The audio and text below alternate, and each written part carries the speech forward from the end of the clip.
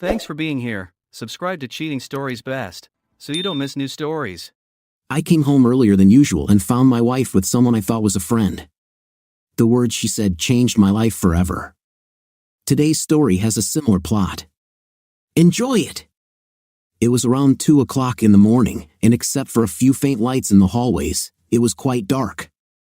I saw the silhouettes and shadows of what little could be seen in my 10 by 10 cell. With my arms crossed behind my head, I was lost in thought rather than sleeping as I should have been.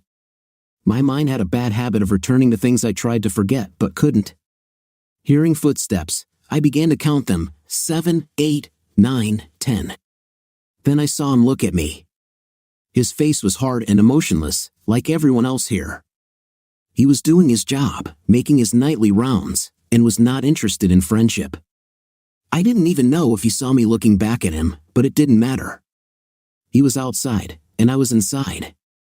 When he passed my cell, I stopped counting. There was no point, he wouldn't be back for another 92 minutes. Looking at the ceiling, I started planning again what I would do when I left here. 5 days and an awakening, and I would walk through these doors for the last time. I thought I would serve almost 7 months of my 1-year sentence.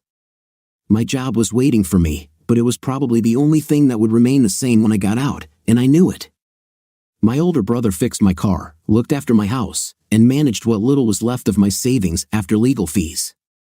Was I still angry? Anger didn't even come close to describing the feelings I continued to feel, but those emotions were buried deep until I left here. I finally understood why guys who have served 10 to 20 years in prison turn out to be empty shells when they are released.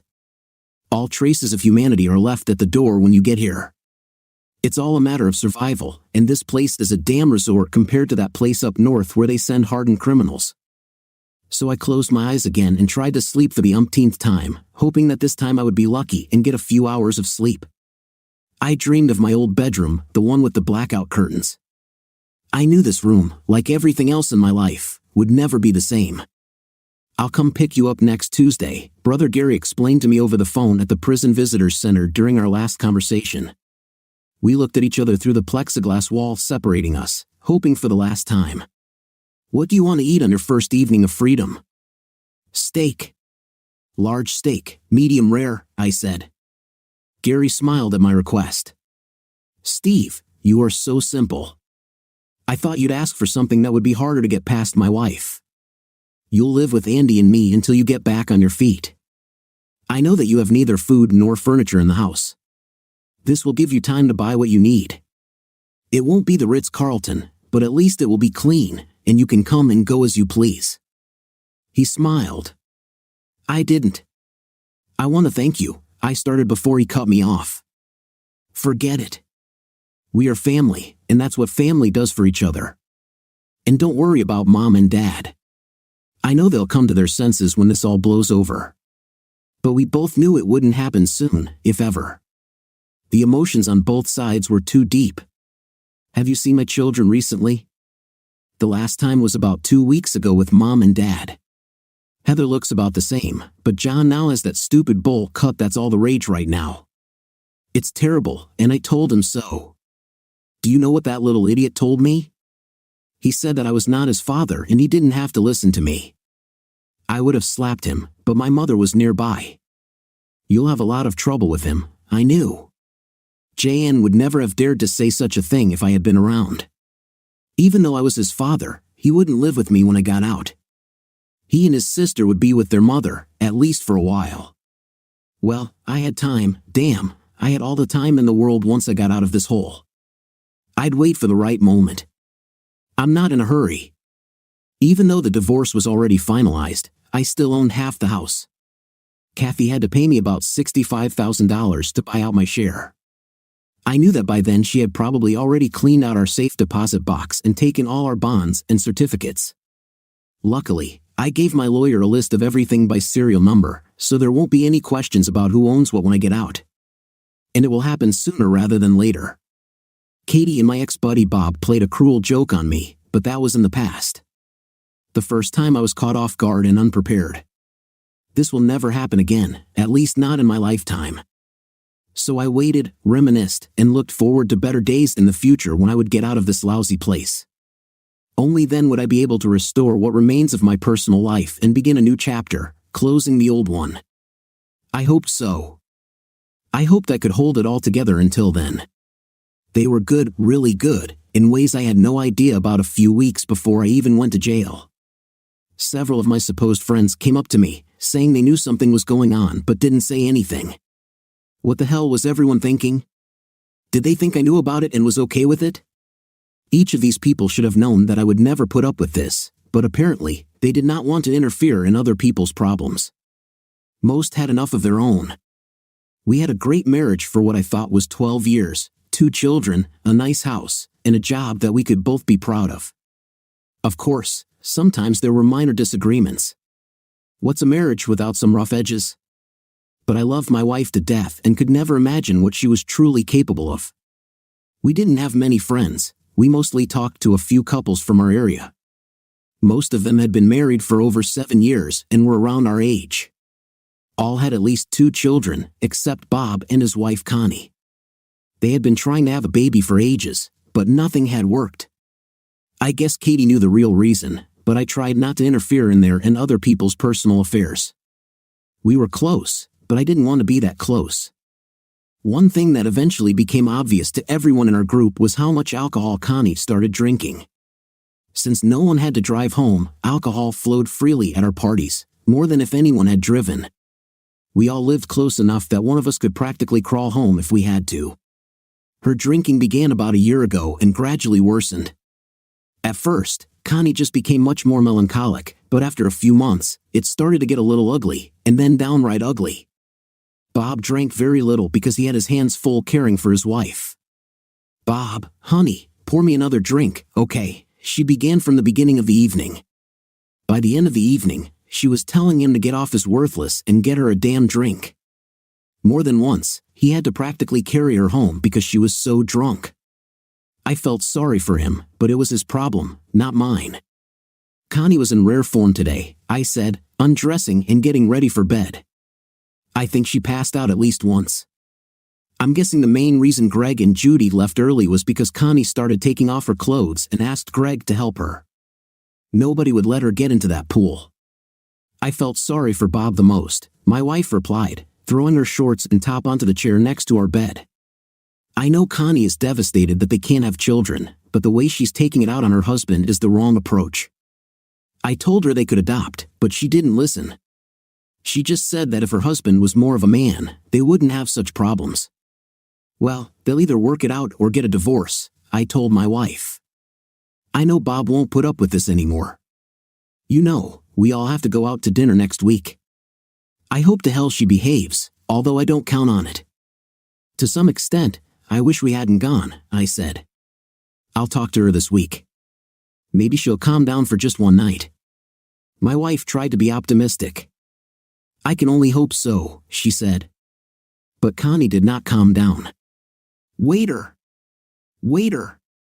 Connie shouted at everyone who passed by our table. How could a girl drink here, huh? She mumbled, noticeably drunk. Then she began to attack Bob a second time. He was on the verge of exploding when I tried to defuse the situation. Come on, Connie, you promised me you'd dance today, remember? I said, placing her drink on the table and pulling her out onto the dance floor of the lounge. She started to refuse, but I was already up and not going to accept refusal. Because of her, we were close to being kicked out, and I did everything possible to somehow improve the situation. I walked her around the dance floor for 3 songs. I saw my wife talking to Bob, who looked terribly depressed. As we danced near the audience, Connie excused herself, saying she needed to go to the restroom. I walked her to the door of the women's restroom and gently let her inside. When she didn't come out after 5 minutes, I wondered what to do next. As 2 women started to come inside, I asked them to check on Connie. There was no good news. Is she wearing a bright yellow dress? Asked one of the women, sticking her head out of the door. When I nodded, she shook her head. She's unconscious in one of the booths. If you want, I'll wait for you to pick her up. I went in, lifted her up as best I could at the sink, and splashed cold water on her face. This helped for a second or two, but then her legs gave way again. I ended up practically carrying her back to our table. "Bob, let me help you get Connie into the car. She's unconscious, and I don't think she'll wake up anytime soon." I stood at the table, holding a drunken and dazed Connie. Bob couldn't hide his embarrassment and anger. "Steve, I can handle it. Sit down. I've got it all sorted out. It's not the first time, but it will definitely be the last." Despite his objections, I carried her outside while he grabbed Connie's bag and said goodbye to everyone. I laid Connie in the back seat and patted Bob on the back. "Sorry, dude. What else was there to say? Thanks for your help tonight. I'm at my limit and don't know what to do next. You both need to see a counselor. I'm sure neither you nor she will figure it out on your own. If you need moral support, just call Kathy and me. We'll help you as best we can." Even though it was mostly words, it sounded good. We couldn't solve their problems, and frankly, their problems were probably too big for anyone to solve. I gave them a couple of months, maximum. I wasn't mistaken, but no one expected the final outcome. It was around midnight on Thursday when we heard the sirens and went outside to see what was happening. I saw many bright lights at the end of our block. It seemed like the entire neighborhood was running down the street toward the incident. I shouted to Katie, "Stay here. I'll see what's going on." I ran to the scene with the others. This was not good. Everyone in the area watched as the fire brigade opened the driver's door of Bob's car. "What's happening? Is Bob okay?" I asked. "It's not Bob, it's Connie," someone said. They had an argument, and she grabbed Bob's keys and ran outside, got into the car. He tried to stop her, but she started the car and sped down the street. I saw that she had not gone far. My interlocutor continued to recount disturbing details. Connie crashed into a car parked on the street, reaching speeds of up to 40 miles per hour. I was about to ask how she was when the ambulance arrived. She was placed on a stretcher, bundled into the ambulance, and whisked away in less than 30 seconds. I saw Bob get into the car at the last moment. The show was over. Their front door was wide open, and the lights were on in the house. Apparently, Bob and Connie had a serious fight. Things were scattered all over the floor.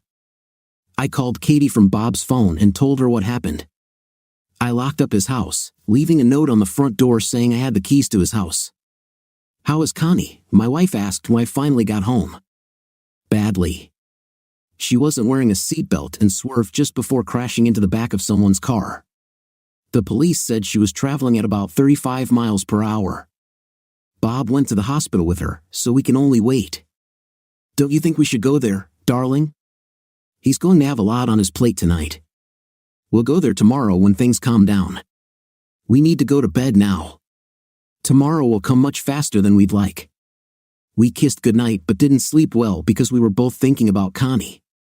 Around 11 o'clock the next morning, my cell phone rang. "Steve, Connie is on life support," my wife screamed into her cell phone. "I'm leaving work now. Bob is terrified, and someone needs to be with him. Meet me there as soon as you can," she said excitedly before hanging up. Damn, the guy had no luck. I stopped at a nearby McDonald's to buy lunch for the three of us on the way to the hospital. I asked Katie's parents to pick up the children from our house after school. I walked quietly down the hallway to the waiting room where my wife and three others were consoling Bob. "How is she?" I asked. "Not good," my wife answered quietly. "The doctor took Bob into his office some time ago. He came out looking like a zombie and has said no more than 3 words since then." "I'm sorry," I said, sitting down next to him. "Are you okay?" It was stupid of me, I know, but I needed a conversation starter. "Steve, she's not going to get better," Bob said. "The doctor said she has almost no brain activity. I don't know what to do." He started crying into his hands. I motioned for everyone to move away and leave us alone. "Did anyone notify Connie's parents?" I asked. "They're on their way and should be here in a minute." "Steve, the hospital staff is asking me if Connie has a will and donor card." "I'm starting to think they're vultures circling," Bob said, looking at my wife. "The doctor dared to ask me if I would agree to turn off the machine." Damn, they're talking about my wife, he was now shouting, not paying attention to those listening. Why can't they just cure her? They're doctors. Why can't they just cure her? I didn't have an answer to his question. Connie's parents arrived a few minutes later, and the three of them entered her room. There was a lot of loud crying and cursing. I think her father was somehow trying to blame Bob for his daughter's condition. The attending physician went in, and after about 20 minutes, everyone came out. Her parents left with broken hearts, knowing they would never have the chance to speak to their daughter again. We left the hospital around 8 p.m. and stopped by Katie's parents to pick up the kids. God, I hope I never have to make that choice, I thought to myself. 48 hours later, when Bob, Connie's parents, and the doctor were in the room, they turned off the machine that was keeping her alive. She left quietly and peacefully. We tried to console Bob as best we could. Even though Connie had been obnoxious for the past year and a half, Bob truly loved her. At such moments, it is usually the good times that are remembered rather than the difficulties. There were a lot of people at the funeral, and there wasn't a dry eye. Even the men cried openly. Bob took this very hard, took a month off from work, and went to visit his family on the East Coast. I told him that we would take care of his house while he was away and not to worry about anything. I love you, you know that, don't you? I told my wife as I got ready for bed. It had been a grueling couple of weeks, and things were starting to return to normal. If I'm ever like Connie, just turn the damn machines off. I'd never want to be hooked up to a machine like that forever. Steve, don't even say that. It was a stupid mistake on her part. This will never happen to us. Bob returned a couple of weeks later, more or less himself. He asked Katie to help him sort through Connie's things and get rid of everything. I helped him take out his bedroom set when he bought a new one. It seemed that after 3 months, he began to come to terms with everything. Everyone tried their best to make sure he stayed involved and included in all social events. 2 of our neighbors even set him up with a few girls on blind dates, but nothing came of it. It was too early. So life went on, or so it seemed to me. When Bob regained the sparkle in his eyes 6 months later, I was happy for him. When I saw him start smiling and enjoying social events again, I breathed a sigh of relief that he had come out of that terrible depression he had been in for so long. He mixed with everyone. Finally, we had our old Bob back. Looking back, I probably should have noticed it, and maybe I did, but it never dawned on me. Katie and I were still happy together, but something was wrong. I just couldn't figure out what it was. We were as close as ever and made love with about the same frequency as before all this Connie and Bob nonsense. But I don't know, maybe it was just my imagination. However, a few months later, I asked Katie directly if there was anything bothering her. Nothing much, Steve. Why do you ask? I don't know. You seem a little preoccupied and distant lately, I responded, trying not to be confrontational. It's okay, she said, smiling. Intimacy? I thought to myself. She never called it intimacy, she always said making love. And why should I even think of asking for it? Stupid, stupid. I just smiled, gave her a kiss on the lips, and turned off my brain. I will never forget Friday, August 20th. That was the day my world collapsed. Katie called me at work to tell me that our kids were spending the weekend with her parents and asked what time I would be home. Honey, in that case, I'll try to get home a little earlier. Do you need me to buy something on the way? It won't be necessary. I just need to know what time you'll be home. That's all. Okay. A million thoughts were running through my head. Looking at my watch, I noticed that it was 3:30. Damn, another hour and a half before I can leave. I was thinking about all the fun we could have that weekend. I started to slow down and was driving home. No point in starting a great day off with a speeding ticket. However, I set a new record by driving home in just 28 minutes. I should have suspected something was wrong when I saw 2 cars in our driveway, but I didn't, because I recognized one of them as Bob's new car. Hey, honey, I'm home, I called as I walked in from the garage. Bob and Katie were standing in the kitchen. Hi, Bob, I greeted him. What's happening, Steve? Bob asked. I need to talk to you about something. Sit down. Katie was nervous, her voice was shaking, and she was constantly twisting her hands. Something was wrong. "I'll stand here," I told my wife, looking at both of them.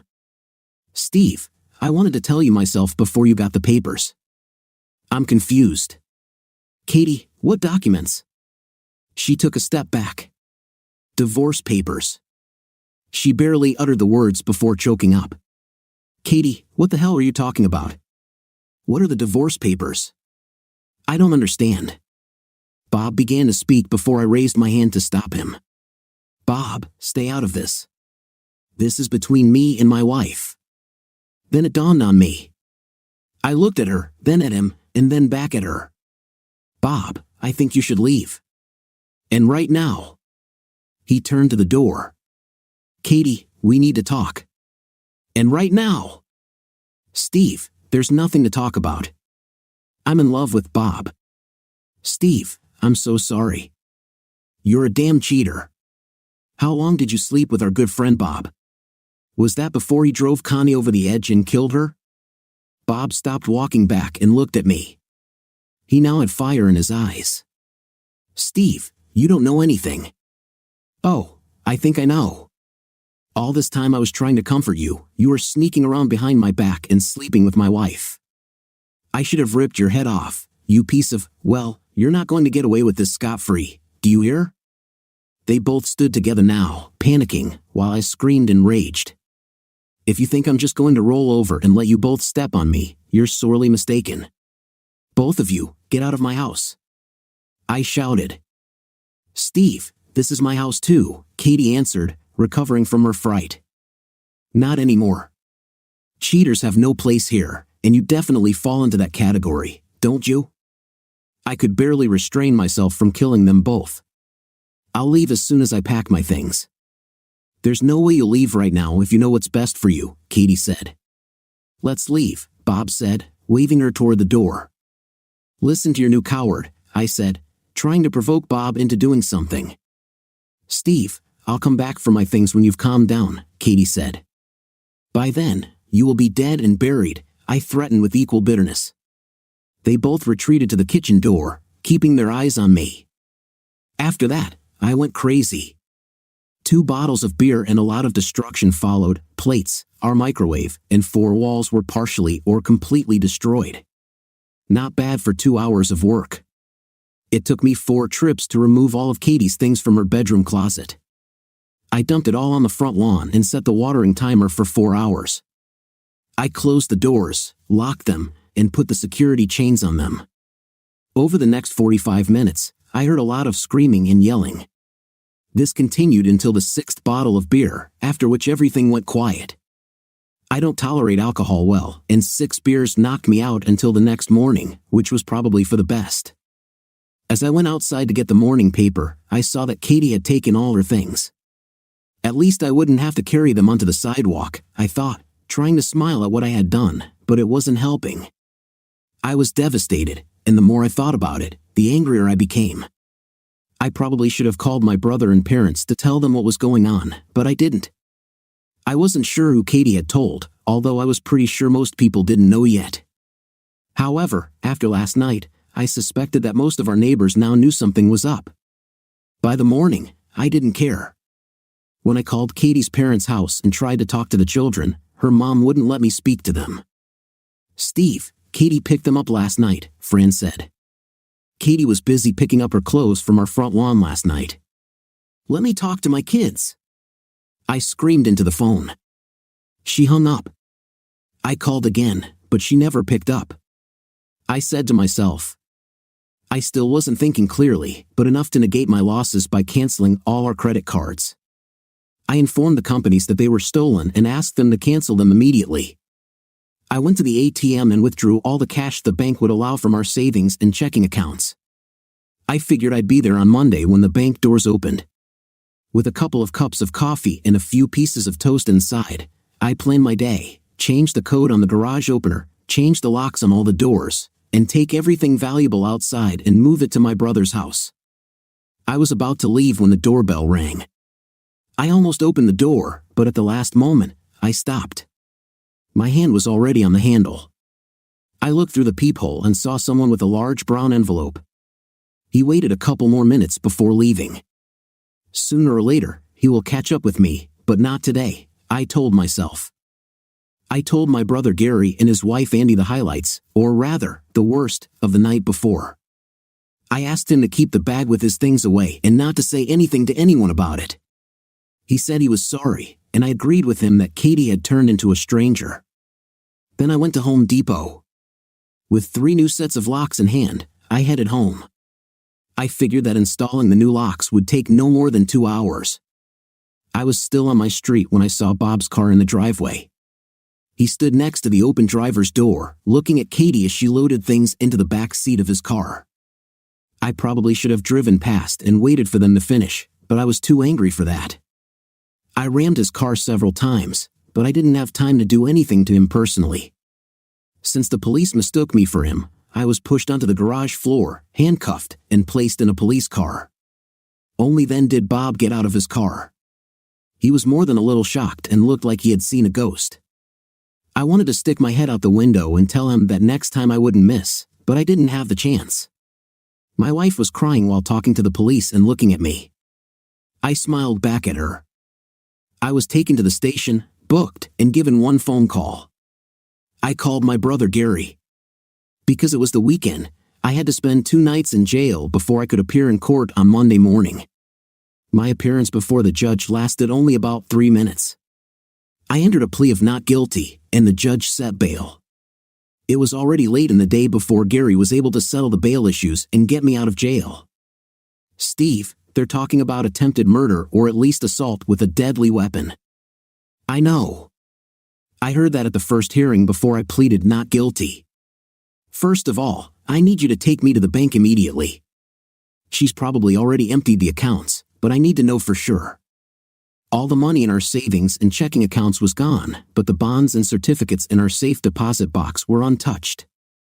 However, a court order had already been issued prohibiting me from taking them. You could have at least left me $5 in the account. You really are, I told her when she answered her cell phone. I needed this money to live with the children until the rest was unlocked. What? Bob doesn't have enough money to support you all? I have a mortgage payment. Maybe I should just start a little fire in the living room, to keep warm. Steve, stop saying stupid things.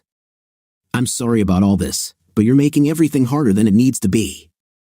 Why don't you just accept it and move on? I will move on as soon as you bring my children home. Steve, I can't do that, especially with your current condition. I don't think you'll hurt them, but I can't risk it. When this is all over, I'll let you see them as much as you want. Don't worry about the kids, but I can't say the same about you and your damn buddy Bob. I'm hanging up now, and this is the last time I'll talk to you. From now on, you'll have to communicate through my lawyer.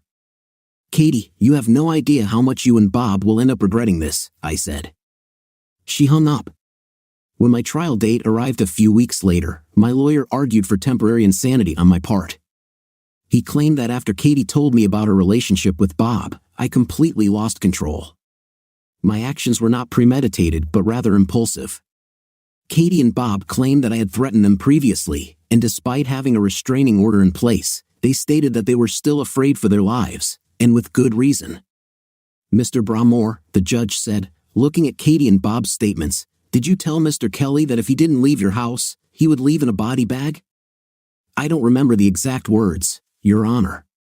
It could have been something like that. But how would you feel if your friend slept with your wife behind your back? He was not impressed by my argument. My lawyer quietly scolded me, Steve, not a word.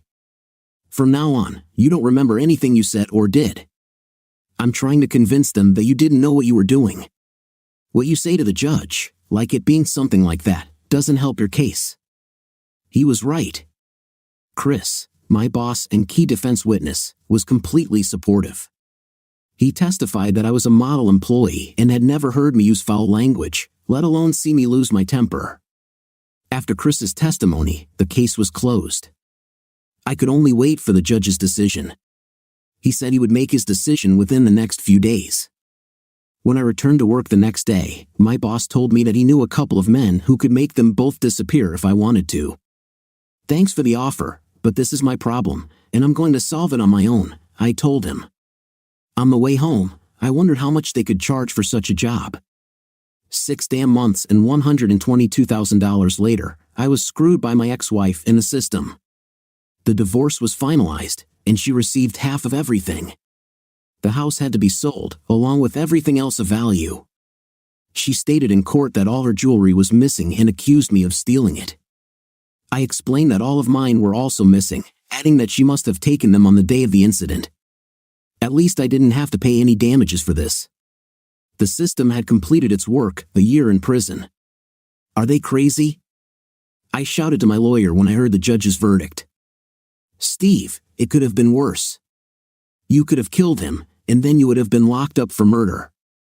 Look, with good behavior, you'll be out in less than 8 months, and if you behave, it will be taken off your criminal record in 2 years instead of having a felony conviction for life. Serve your time, get out, and move on. It was easy for him to say. He wasn't the one who was going to spend 24 hours a day in prison. I appealed the decision, but after 3 months, I had made no progress. In less than a year, my life went from something wonderful to nothing.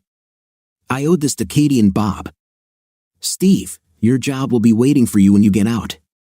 Don't do anything stupid out there and look around, were Chris's only 2 pieces of advice, but they were good ones. After meeting my children for the last time on Sunday, I turned myself into court. I was placed in a local institution, and my sentence began. I checked everything online before going there and thought I knew the ins and outs, but looking online and actually being there are 2 completely different things. I asked my brother to put money into my prisoner account so that I could at least buy something, but I found that most of the goods were unnecessary garbage. Without a cell phone or computer, I wrote down my thoughts on a notepad and made bi-weekly phone calls to my brother, mom, and kids. I wanted to be aware of what was happening in the real world. Steve, my brother told me during one visit, I'll make sure your car is fixed before you get out.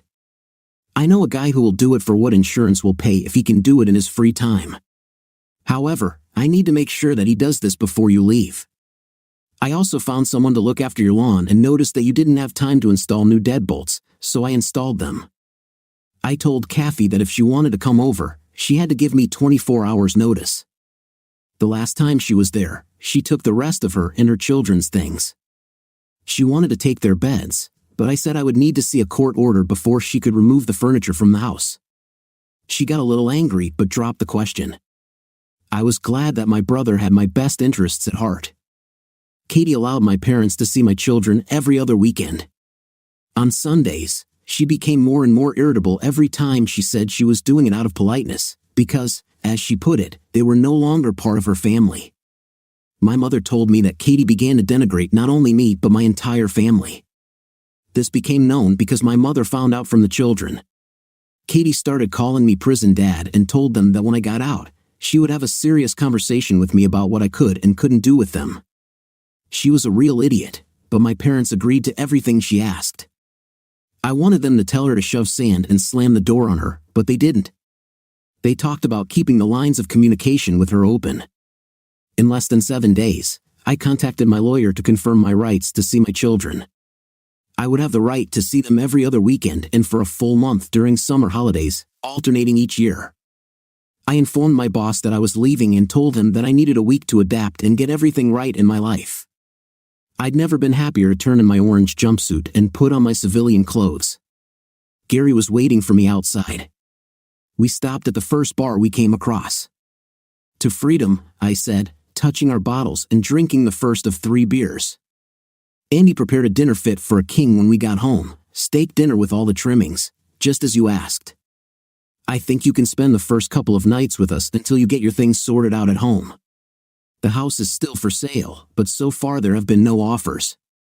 Katie wanted to reduce the price, but this requires your consent.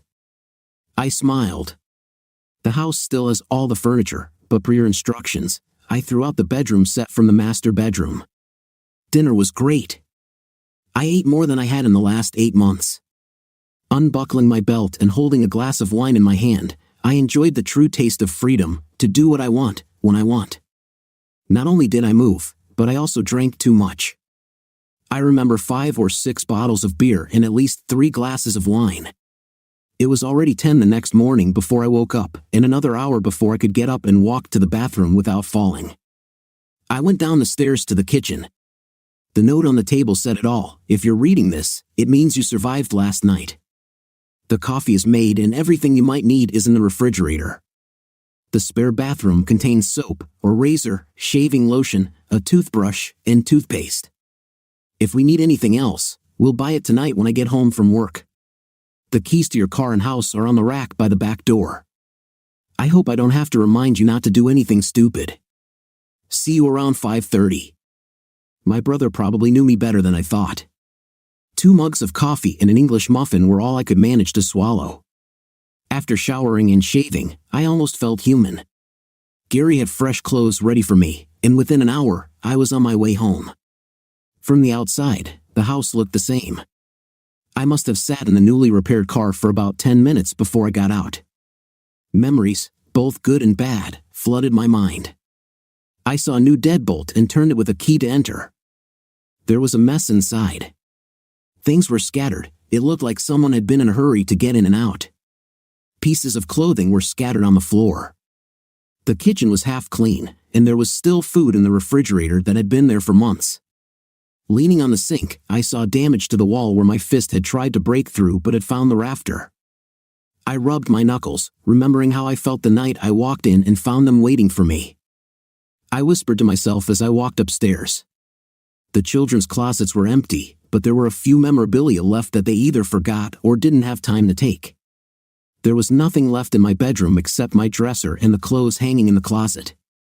There were dark stains on the carpet where our bed and its triple dresser had been. This room will have to be completely redone before I set foot in it again. The rest of the house remained as I left it. It will need a good cleaning if I ever sell it, but I was in no hurry to sell the house. I had my own plans, and selling the house was not a priority. I sat down at the kitchen table and started making a list of things I needed to do. I could do most of the repairs myself if I wanted to, but at that point in my life, I just wanted it done. I folded the list, put it in my pocket, and headed to the bank. Not surprisingly, when I looked in the safe, she had already cleaned everything out. I needed written confirmation from the bank that she had collected everything. I was told that they had video footage of the safe area if I needed further confirmation. A call to my lawyer confirmed that she had taken everything, but what I didn't know was that he had already filed a petition in court to get everything back. It looks like we won the first round, as the court has already ordered Katie to return everything she took from the safe. My lawyer informed me of the latest news. Steve, she's offering to trade her share of the house for your share of the bonds and certificates. I told her to return everything as the court demanded or I'd have her arrested for disobeying a direct court order. She's crazy if she thinks I'm interested. My task is to legally represent you and only you, protecting your interests. That's why you hire a lawyer, I told myself. When I got home, I took inventory of what I still had. I knew a local contractor in the area and made a note to call him to fix the walls. I then called Mary Maids to do a full clean, especially in the kitchen and dining room, where I had thrown the microwave and smashed dishes against the wall. It was a shame because it was Grandma Kathy's good china. No one had turned off the power, phone, or water, so I figured I'd be able to move back in by the weekend once I bought a bed. I didn't need a full bedroom set but rather just a queen bed. It had been forever since I'd even bought a mattress, and now there were a million styles and types of materials, not to mention prices to choose from. Prices ranged from $500 on the low end to over $7,000 on the high end. I just needed something to sleep on. I picked out a nice box spring mattress and frame for just over $900. At least now I wouldn't have to worry about sleeping on a mattress that someone else had shared with my ex-wife. Hank, the contractor, came by Saturday morning to give me a quote. "Your walls are pretty strong. It must have hurt a lot when you hit that damn rod," he said with a small smile. Yeah, it wasn't pleasant, I admitted, shaking my head and remembering that moment. How about some renovations? Hank quickly assessed the damage. "I think you have a few damaged areas on the walls and a couple of door frames that need replacing, but nothing too serious. I can start on Tuesday and probably finish in a couple of days." Sounds good. How much will it cost? I asked, preparing for the worst. Let's say $1,500. That includes materials and all the work. Hank wrote the number down on a piece of paper and handed it to me. It's agreed, Hank. I'll make payment after the work is completed. Is that okay? I clarified. Of course, Steve. I'll give you the bill as soon as I'm done, he replied, smiling. We shook hands, and he walked away, leaving me alone in my slowly recovering home. Left alone, I sat in the living room, contemplating my next move. I took out the list I had made earlier and revised it, adding new tasks such as buying new curtains and rugs to make the house cozier. I then took my phone and called Merry Maids to have them come the next day. I need a complete cleaning of the house, especially the kitchen and dining room. I need a deep clean, I explained. Of course, Mr. Pmore. We can be with you tomorrow at 10 o'clock if it's convenient, the representative replied. Great, see you tomorrow, I said, ending the conversation.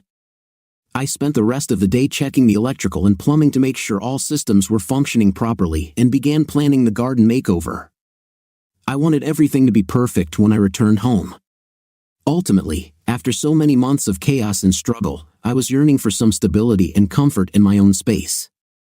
Armed with a notepad and pen, I began sketching out a plan for the garden, imagining what new flower beds and perhaps a small vegetable garden might look like. All this time, I was thinking about my future, which, as I now had to decide, should be filled with peace and solitude after the turbulence of the past.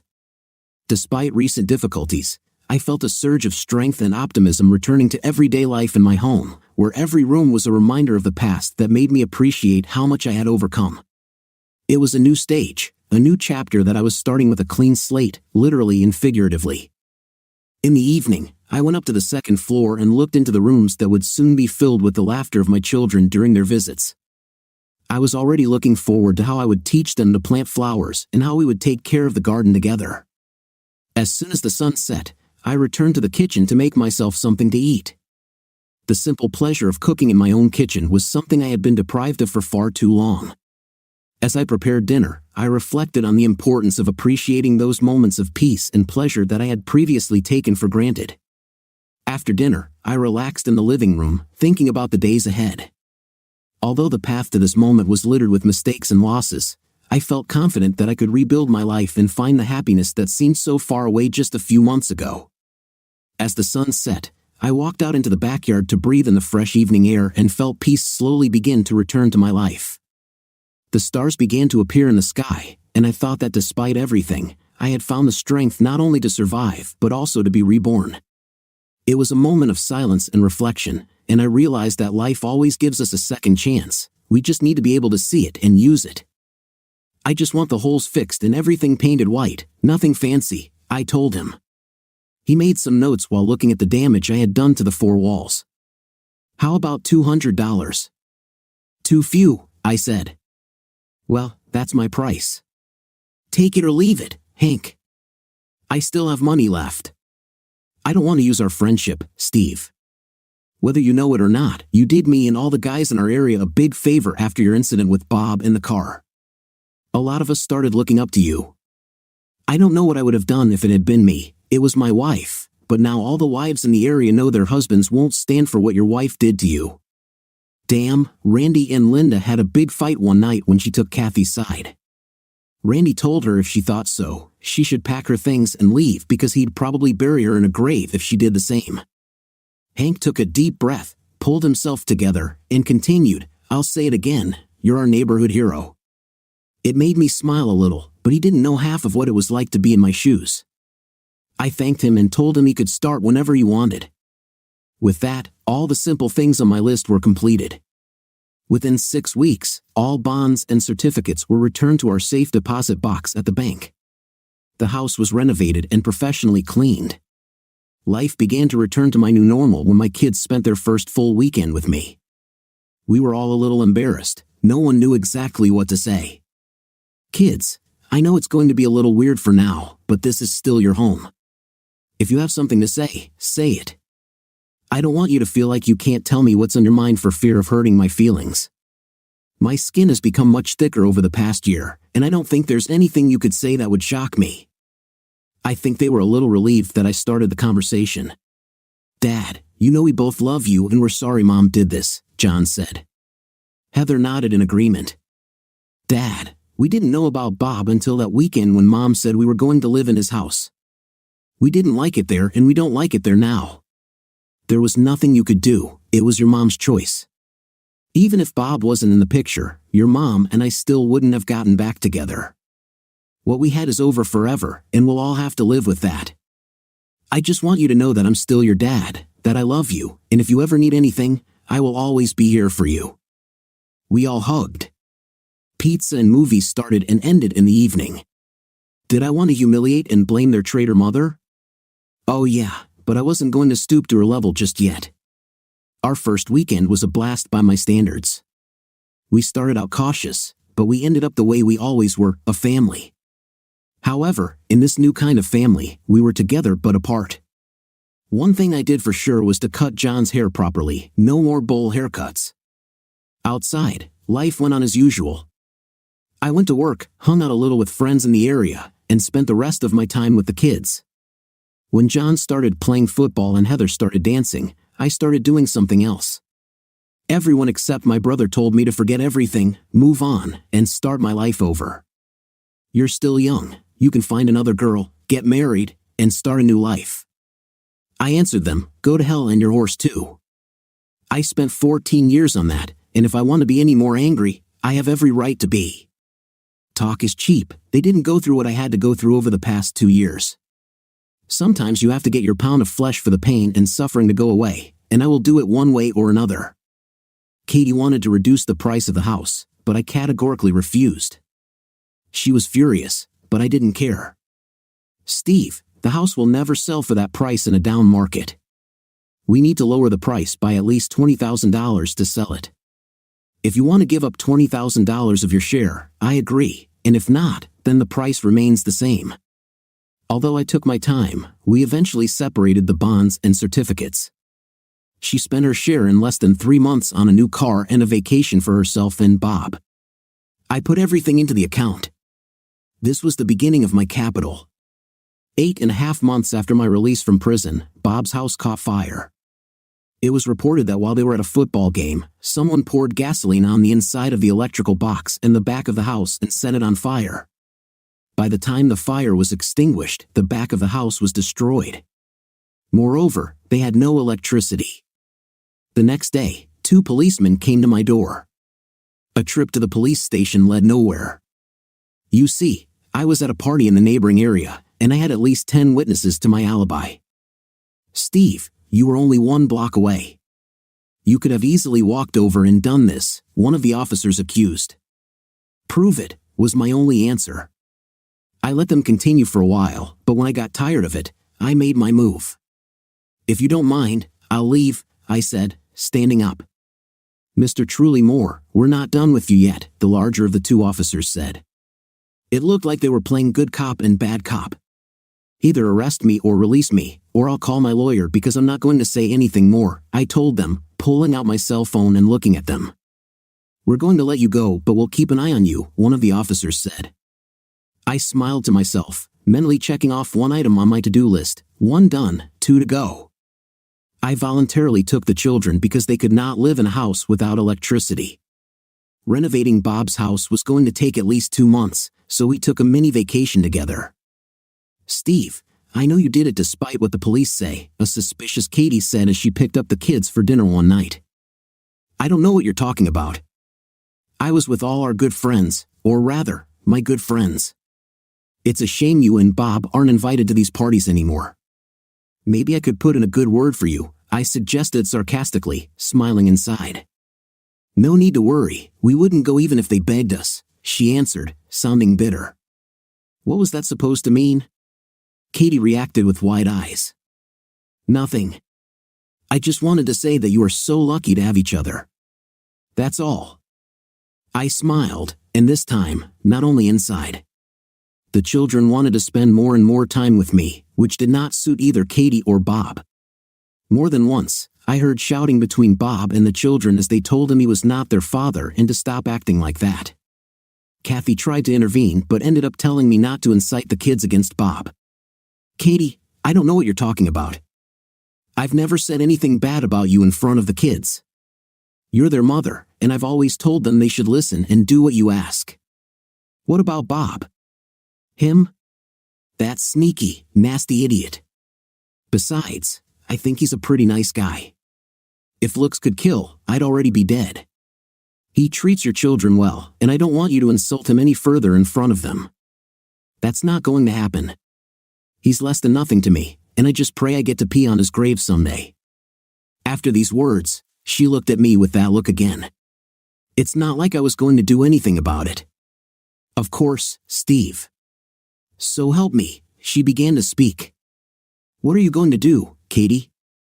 Cheat on me, divorce me, put me in jail, make my life hell?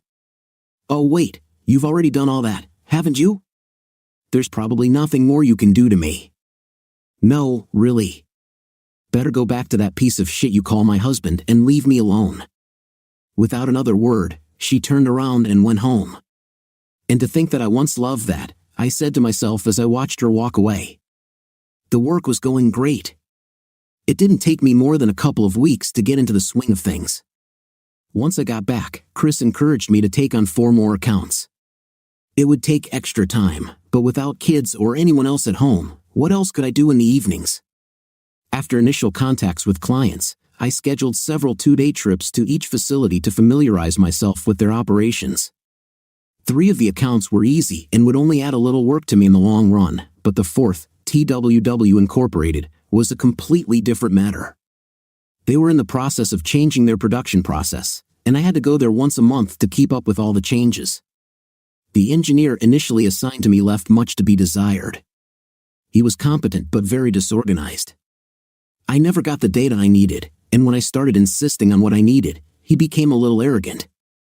Chris, I don't want to cause trouble, but if I don't get what we need, we won't be able to make changes here, and it will end up screwing up their system. After 2 calls, they assigned me an intermediary between the engineer and me. From that day on, I dated a woman named Monica, who worked directly with the engineer. Steve, Monica Bradley, she introduced herself, holding out her hand for me to shake. She had a degree in process engineering but had only been with the company for about 5 years.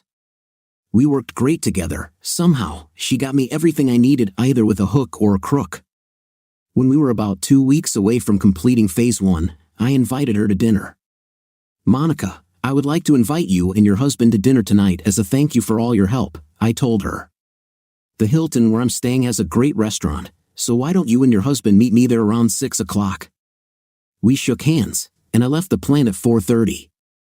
I spent the next hour doing paperwork and email, with 50 emails piling up. I wondered what people did before the internet.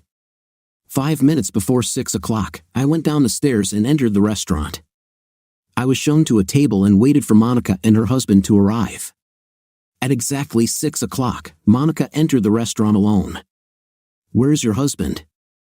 I asked as I waved to her and stood up to greet her. "Steve, I'm not married." "Oh, sorry." "I was just guessing," I said, looking at the rings on her hand as I pulled out the chair for her. "I wear these rings to keep things professional at work. No one would harass a married woman and risk getting sued for harassment, so it makes everything a lot easier at work. Plus, for some reason, married people get promoted faster than single people. I think the reason is that married employees seem to be more stable." "How do you get by when it comes to corporate events and things like that?" I asked. "I just tell everyone that he's either on a business trip or something important has come up. I say it so often that they don't even ask anymore." "Well, you definitely tricked me," I said. We had a wonderful dinner, and by the end of the evening, I told her about my last 2 years. "I can't believe they did this to you." "It's terrible," Monica said. "Are you telling me it's in the past now and you're moving on with your life?" "Whatever it is." In fact, I tried to soften and rebuild my life, but revenge is still high on my list. "Damn, Steve, you're still young, and hundreds of women would love a guy like you," she said, smiling and blushing a little. "You're probably right, but I haven't had the time or inclination to get back into the dating pool. I'm still a little wary." "But you asked me out on a date, didn't you?" "You and your husband," I interjected. "Well, if I weren't married, would you still invite me?" "You know, I'd probably invite you. You're easygoing and pleasant to be around, and most importantly, you're not a pathetic idiot like my ex." I'll take that as a compliment, she said, laughing. The rest of the dinner went great. The next day, I left and did not return for almost a month. I told her to call me once a week, especially if something happened. I began to feel more relaxed around women, even those outside of my inner circle. We met almost every night when I got there, which turned out to be every couple of weeks. I still had a lot of trust issues, but I was working on them. Phone calls and emails kept us in touch. "Steve, let's plan the whole evening for Thursday," she said, kissing me at the door. I took out a city map and looked for a restaurant I hadn't been to yet. After 6 attempts, I had visited all the local establishments, so tonight I went on an exploration mission, as I like to call it. I found a good Indian restaurant about 25 minutes from where I live. I sat down in a corner booth, ordered a beer and a full tasting tray, and was ready to relax. I didn't see them enter, but I heard a familiar laugh right after the food was brought to me. I changed seats in the booth and regretted it. There was Monica and some guy at a table only 20 feet away from me. From the looks of it, this wasn't their first date. They talked, laughed, held hands, and did not take their eyes off each other. After 5 minutes of watching them, I lost my appetite. I finished my beer, paid, and left. She didn't seem to have any conflict on Thursday. I tried to stay away from her instead of eating at a restaurant. I went alone to McDonald's. By 3 o'clock, Monica began to become my shadow. She smiled and flirted. "Did you resolve your conflict last night?" I asked. "I thought you might be interested in a quiet and cozy restaurant I found last night. They have a great tasting tray." I looked her straight in the eyes. "What kind of cuisine is there?" "Indian." Her face turned pale. "I was there last night. And guess what? On the other side of town, in a restaurant, I saw a person I knew." "What are the chances?" "Monica, I can explain." "No need. I probably should have realized what kind of girl you were that first night at the restaurant. I got rid of one liar, and I definitely don't need another." I left, cutting my trip short that month. After not responding to 4 emails, there were no more trust issues that continued to plague me. I thought I had started to overcome them, but for my next trip, they assigned me another person, fortunately a man. 3 months later, I received an early Christmas present. Bob's office parking lot was across the street from his building. At the corner, there was a traffic light with a pedestrian crossing and a signal. It was a Friday evening around 5:10. Bob was in a hurry to get home, and as soon as the pedestrian crossing light turned green, he began to cross the street. He did not notice the car that ran the red light on the left. It happened so quickly that the closest people did not have time to warn him. Neither of the 2 women who witnessed the collision could clearly see the car, much less the license plate. All they said was that it was black, a 4-door car with tinted windows, which matched my black BMW. I was talking to a neighbor on a Saturday evening when a police car pulled into my driveway. 2 policemen got out of the car and approached where we were talking. "Mr. Moore, we'd like to talk to you," one of them said. "Sure, no problem, Tom. I'll get back to you later about the party," I told my neighbor, Tom, who slowly walked back towards his house, watching us as he walked. "Mr. Judah Moore, you have a 2002 BMW 320i, black in color," another officer said, reading from a clipboard. "That's right," I replied, wondering what all the fuss was about. "What's the matter? Did I forget to pay for parking or something?" I joked, but they didn't laugh. "Is the car here?"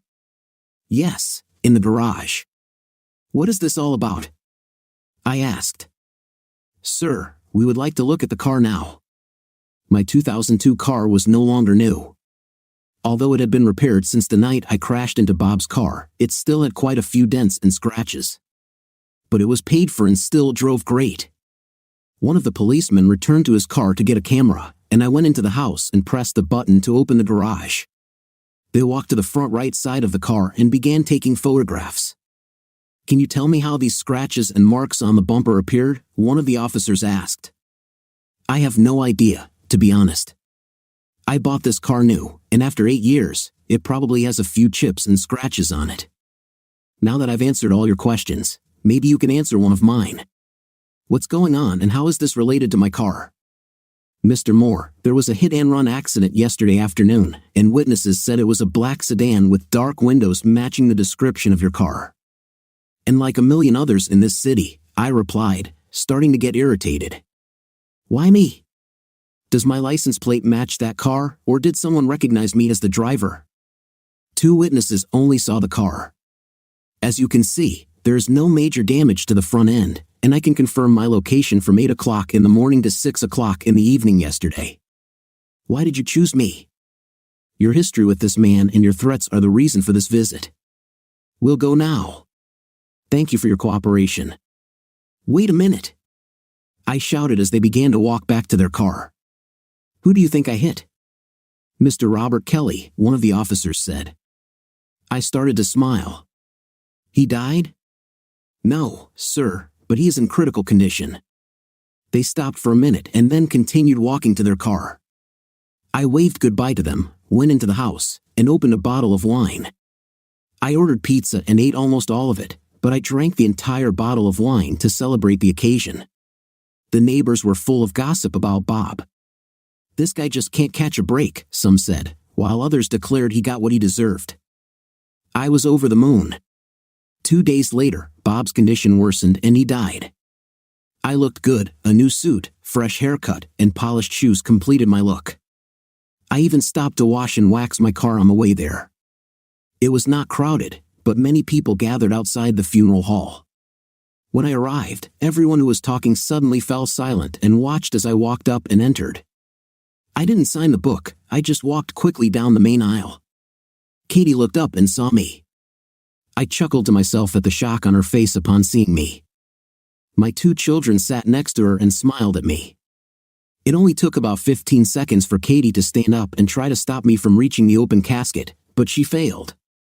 Another grin to myself. From the moment I started walking down the aisle, I was smiling, and by the time I reached the casket, I had a huge smile on my face.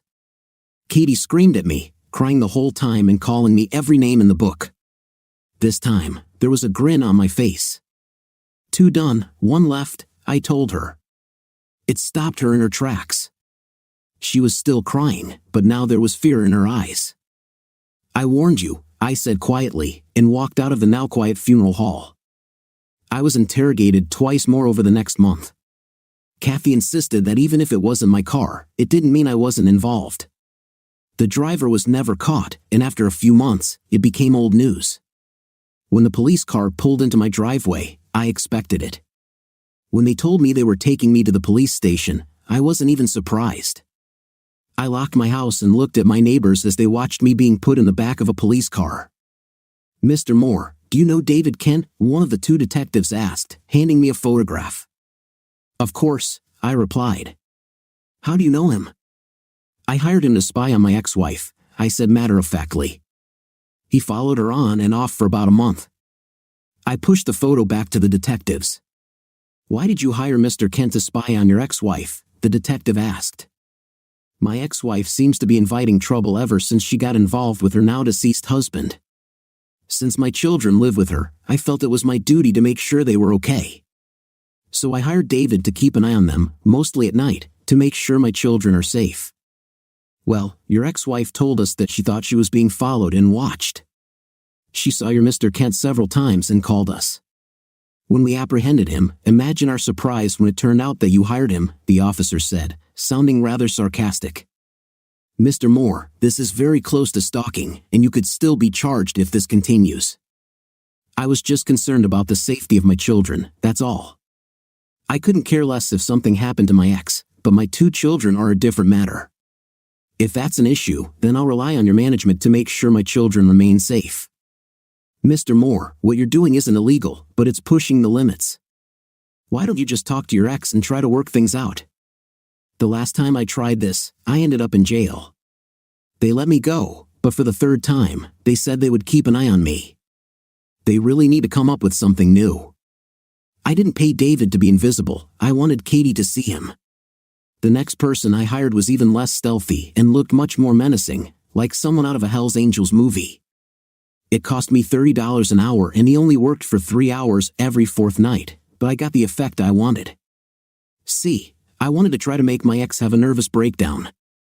I thought if she had a nervous breakdown, I'd get the kids full time. We were a family, me and the children, but I wanted to give back what was taken from me. Steve, what the hell do you want? A frustrated Katie screamed into the phone. I want you to die. That's what I want, I said. Katie was so shocked that she immediately hung up. I waited on the porch. You're late, I said to the 2 police officers as they arrived at my door. Katie accused me of threatening her life, but this time I already contacted my lawyer. He was waiting for us at the station when we arrived. My client did not threaten the life of his ex-wife, my lawyer told the police. He simply expressed his desire to see her dead, without saying that he was going to do it. Well, she took it as a threat to her life and was concerned because she was still being followed by people hired by your client. Look, it's not illegal to follow someone, and if you don't have a recording of Mr. Moore saying he's going to kill Mrs. Kelly, you don't have a case. And you know it. Mr. Moore, why don't you just move on? People break up every day. It's a shame you had to go to jail, but I understand those charges have already been cleared from your record. You're driving her crazy, and if it breaks and someone gets hurt, we will come for you. He didn't smile. Is there a way to end this? I consulted my lawyer. All my client wants is for his children to come home to him. If Mrs. Kelly gives up custody, he will cease all actions 100%. We can't say anything about this. It's up to the court to decide. You asked, and we answered. So if nothing else, my client and I will leave. And that's exactly what we did. I was having breakfast and reading the newspaper on the terrace that next Sunday morning when I heard the front doorbell ring. I had no idea who could have come to see me so early. I opened the door, and Kat's parents were standing there. Steve, can we talk to you? Of course, come in, I said, greeting them. They were dressed in their Sunday best. I assumed they were either returning from church or on their way there. Can I offer you a cup of coffee? No thanks for the offer. What brings you here? I asked. Katie's father got straight to the point. Steve, I'll get straight to the point. I know our daughter treated you unfairly, especially since you had to go to jail and all, but she's our only daughter, and we don't want anything to happen to her, if you know what I mean. Look, I'm not going to send her to her grave, no matter what she thinks. She made some bad choices and now she's paying for it. All I want is my kids. They'll be better off with me, especially considering that she's having a series of bad luck. I wouldn't want anything to happen to them if something happens to her, if you know what I'm saying. They just looked at me, not knowing what to say next. Steve, we'll talk to her, but you know how she is, Katie's mother said, trying to overcome the awkwardness caused by my last remark. That's where you are wrong. The woman I married many years ago would never have cheated on her husband and left him to his fate. I don't recognize who she has become, other than the mother of my children. I would like to see her suffer a painful and miserable death. You see, I don't forgive and I definitely don't forget. With these words, they hurried away. I think I made my point. On Thursday evening, I finally received the visitor I had been waiting for all these months. It was already about 7 o'clock and starting to get dark. She must have been walking because I didn't hear the car pull up. She rang the bell. I looked through the peephole and let her in. She was already angry when she walked through the door. I half expected a phone call, but it was even better to see her here in the flesh. Come in, Katie. Would you like something to drink? Acid hemlock tincture with ice? I said, closing the door behind her. Very funny. You really aren't. I opened the door for her again. I think we're done. It was nice to see you. By the way, live a short and unhappy life, okay? I said, still holding the door open as she looked at me. I'm not going anywhere until we discuss this. She carefully sat down on one of the chairs in the living room. As you wish. I closed the door and went to the kitchen for a glass of wine. So, what brings you to my humble abode? Our humble abode, remember? I still own 50% of this house, despite the fact that I paid off the loan after the divorce, I reminded her. Well, I want this house to sell. What will it take for you to agree to lower the price? A miracle or your agreement to cover losses and interest. Done. Organize it, she tossed back to me. I just want you to get out of this area and leave me alone. That, dear Katie, will never happen. Do you still hate me that much? More than you can imagine. It was shitty how it happened, but I never planned on getting involved with Bob. It just happened. She shouldn't have thought that I was so stupid and naive. Katie, nothing just happens. If he didn't hold you at gunpoint, you did it willingly. Was he so much better in bed that you ruined our marriage and our family? My anger flared again. It wasn't because of intimacy, it was because he needed me. He didn't have anyone, and I guess we just fell in love because we both ended up needing each other. Were you doing social work? I needed you, our kids, our marriage. But you're saying your wet rag needed you more? Now he's underground and significantly less needy, I said, smiling as I enjoyed every bit of the memory. I only wish I had driven the car that ended his miserable existence. Steve, you've really become a cruel person, haven't you? Being happy about someone's misfortune? It really hurts. I wish I could say it was all my fault, but you and that guy had a lot to do with it. Darling, it's a cop-out, and you know it. 60% of marriages fail today, and do you think that each divorced spouse goes around hating the other? I don't care much about other people's marriages, I only care about my own. How long have I been a stupid, gullible husband? Does it matter? I asked. For me, it does. 2 months, 3, 5, about 5 months, if that matters. It was the first time it happened, and I almost told you about it that night. I was so upset, she said calmly, as if rehearsed. But you didn't, and I guess you weren't that upset because it happened over and over again. How many times have you slept with him in our damn bed? Never.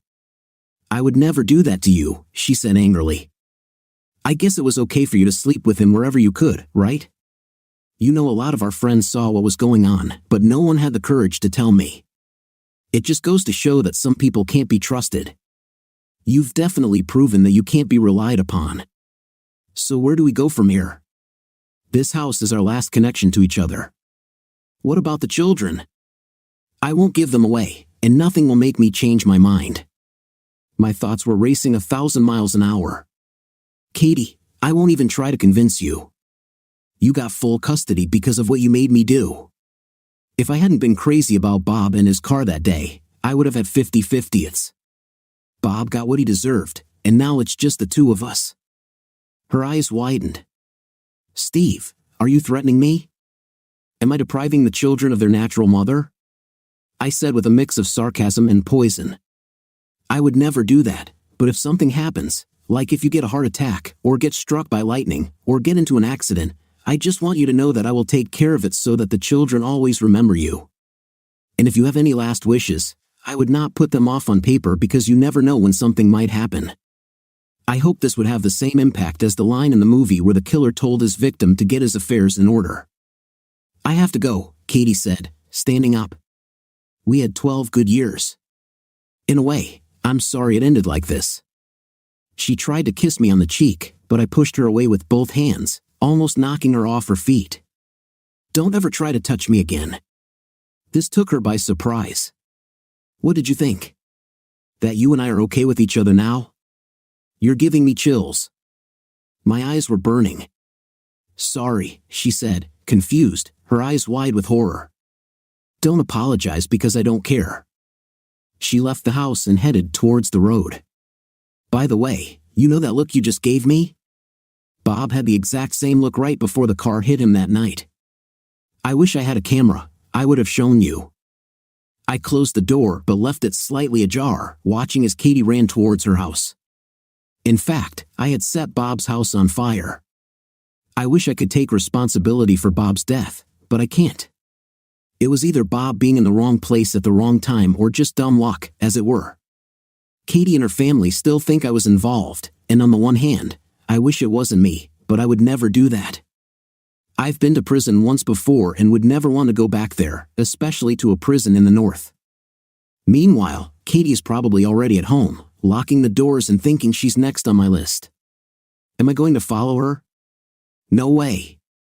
I will continue to throw out hints and insinuations until she goes crazy, and no court will return my children. I will, however, tell any potential homebuyer about the arsonist in the area who was never caught. You see, I love living where I live, especially with my 2 kids living just a few blocks away. Who knows? Maybe when they turn 13, they will want to live with their old father. Well, I can dream. The only good thing that happened to me during all this time was that I met someone with whom I might have a future. Her name is Ellen, and she works for the State Department of Corrections. I had to report to her regularly for the first year after my release, just to make sure I'm adapting, rehabilitated, and okay. Ellen is tough and doesn't take any nonsense. After we finished with the formalities, we started talking and found out that we might have feelings for each other. Ellen couldn't ethically date me until my probation year was over, but we were eventually able to go on a real date. I admitted to her that I have serious trust issues, and she one-upped me by saying that most prisoners, to one degree or another, lie to her. Now we're both trying to move forward while dealing with our trust issues and getting to know each other better. Ellen made me reflect on what I've been doing since my wife left. She showed me that my actions were preventing me from having a real life and forming meaningful relationships. She said it was time to move on. She convinced me even more when she told me that if I messed up again and ended up in jail, mine would be hers, and she could do whatever she wanted to me. Darling, I wouldn't wish that on my worst enemy, she explained, smiling in a way that raised the hairs on the back of my neck. And guess what? I believe her. I really do. When I'm with her, she makes everything interesting because, as much as I think I'm cool, Ellen is someone I would never dare mess with. What's more, I know in my heart that she would never go against me either. This moment was a turning point in my life, opening my eyes to how far betrayal can go. Never let betrayal or deceit destroy your dignity and peace of mind. Life is too short to waste it on those who don't value your trust. Remember, you deserve more respect, love, and honesty. Take care of your heart and don't be afraid to start fresh. Thank you for being with us. See you in the next video.